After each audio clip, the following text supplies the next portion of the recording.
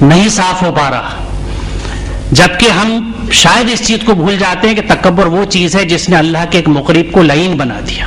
وہ ابلیس بنا کیونکہ گھمنڈ کر بیٹھا. آج میں کا تصور اتنا ہے ہمارے ہاں کہ گھر گھر جھگڑے میں کے ہیں کہ میری بات کیوں نہیں سنی گئی، میری تقریم کیوں نہیں ہوئی، مجھے کارڈ کیوں نہیں آیا ڈھنگ سے، میرا نام کیوں نہیں القاب کے ساتھ لکھا گیا، وغیرہ وغیرہ. تو یہ میں کیا ہے.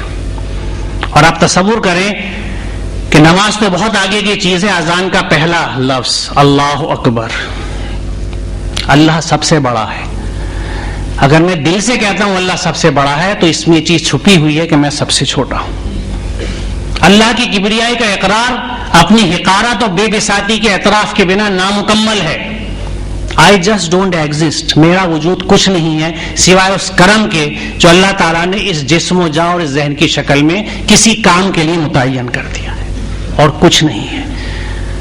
تو this self should not exist. میں نہیں ہونی چاہیے.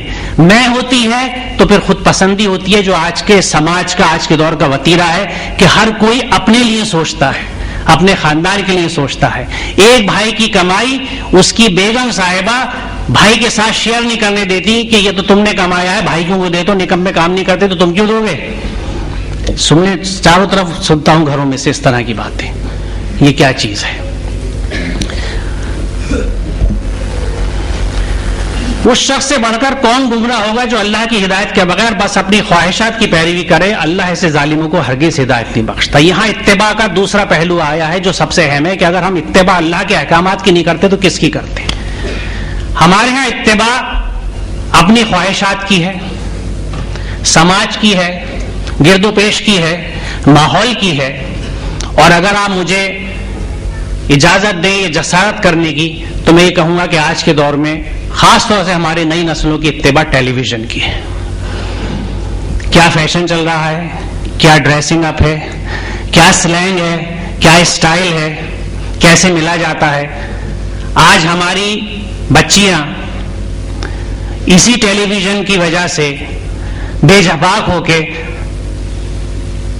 بچوں سے بھی ہاتھ ملاتی ہیں، نوجوانوں سے بھی ہاتھ ملاتی ہے. محرم نا محرم کا تصور ختم ہوتا چلا جا رہا ہے کیونکہ رائج ہے، چلن میں آ چکی ہے چیزیں. جو چاروں طرف دیکھتے ہیں وہی کر رہے ہیں، بچے بھی کر رہے ہیں، والدین بھی کر رہے ہیں، ہم سب کر رہے ہیں. تو اتباع کسی اور کی اور نام زبان پہ اللہ کا، زبان پہ لا الہ الا اللہ، اور پتنی سماج کی اللہ کی بھی اتباع ہے، خاندان کے اللہ کی بھی اتباع ہے، فیشن کے اللہ کی بھی اتباع ہے. تو یہی وہ اللہ ہے جن کے لیے میں عرض کر رہا تھا کہ پتہ نہیں یہ ذہن سے کب صاف ہوں گے اور اللہ کا وجود قائم ہوگا کہ جو اللہ ہے، مجھے اگر میں کہتا ہوں میں مسلم ہوں اور اس کا مسلم ہوں تو مجھے اسی کے قوانین کے تحت زندگی گزارنی ہے، بھلے ہی اس کے لیے کتنا ہی مجھے دل مارنا پڑے. کیونکہ یہ چیز آزمائش یہی ہے کہ جو جب جانور اٹھتا ہے، جو خواہش اٹھتی ہے، کیا میں اس کو روک پاتا ہوں؟ اسی کو علامہ اقبال نے کہا ہے کہ بڑے موذی کو مارا نفس امارہ کو گر مارا، بڑے موذی کو مارا نفس امارہ کو گر مارا، نہنگو ازدہا و شیر نر مارا تو کیا مارا. میری آج کی نئی نوجوان نسل جو ایک اور بدقسمتی کا شکار ہے جس کی وجہ میں ہوں، یعنی میرے جیسے تمام والدین، کہ وہ اردو نہیں جانتے. تو ان کو میں سمجھا دوں کہ شعر میں اگر وہ واقف ہوں کہ علامہ اقبال کون تھے. میں طنزیہ اس بات کو کہہ رہا ہوں کیونکہ یہ طنز میں اپنے اوپر کر رہا ہوں ایز اے پیرنٹ. کیونکہ ایز اے پیرنٹ میں اپنے بچوں کو اگر اردو اور اپنی تہذیب نہیں سکھا سکتا تو یہی سب کچھ ہوتا ہے. تو اس اقبال نے شعر میں یہ کہا ہے کہ دیکھیں قرآن کریم میں نفس امارہ، نفس امارہ، نفس لوامہ وہ ہے جو بھلائی کی طرف لے کے آتا ہے، اور نفس امارہ وہ نفس ہے جو برائی کی طرف لے کے جاتا ہے. تو بڑے موذی کو مارا نفس امارہ کو گر مارا، برائی کی طرف لے جانے والی یعنی یور ڈیزائرز، وہ نفس جو آپ کو اکساتا ہے کچھ کرنے کے لیے بنا اتباع وحی کے، اللہ تعالیٰ کے احکامات سے ہٹ کے. کیونکہ یہاں آپ کی آنے کی خواہش تھی کہ قرآن کا پروگرام ہم چلوں، یہ خواہش دوسری خواہش تھی، یہ خیر کی خواہش تھی، یہ اللہ کی طرف سے توفیق تھی. لیکن وہ شیطانی خواہشات جو اللہ کے احکامات سے ہٹانے والی ہوتی ہیں، اس نفس کو شاعر کہتا ہے کہ اگر اس کو آپ نے مار دیا تو بڑے موذی کو مار دیا، اور اگر آپ نے شیر اژدہے مارے تو کچھ نہیں کیا. یعنی اگر آپ کے ڈرائنگ روم میں جو پہلے چلن تھا، میں نے دیکھے ایسے گھر علی گڑھ میں جب گیا تھا تعلیم کے لیے تو کچھ حویلیوں میں جانا ہوا جہاں 12 سنگے کا سر لگا ہوا ہے، چیتے کا سر لگا ہوا ہے، شیر کا سر لگا ہوا ہے. اب میں یہ نہیں کہوں گا کہ جنہوں نے اس کو مارا تھا ان کی نفس کی کیا کیفیت تھی، وہ سماج کا حصہ تھے، ہماری طرح تھے. تو بڑے موذی کو مارا، نفس امارہ کو مارا. تو یہی نفس ہے جس کی خواہشات، کیونکہ دیکھیے اتباع یا تو وحی کی ہوتی ہے یا ہوا کی ہوتی ہے. Either you follow the divine guidance or your own desires, lowly desires I would say.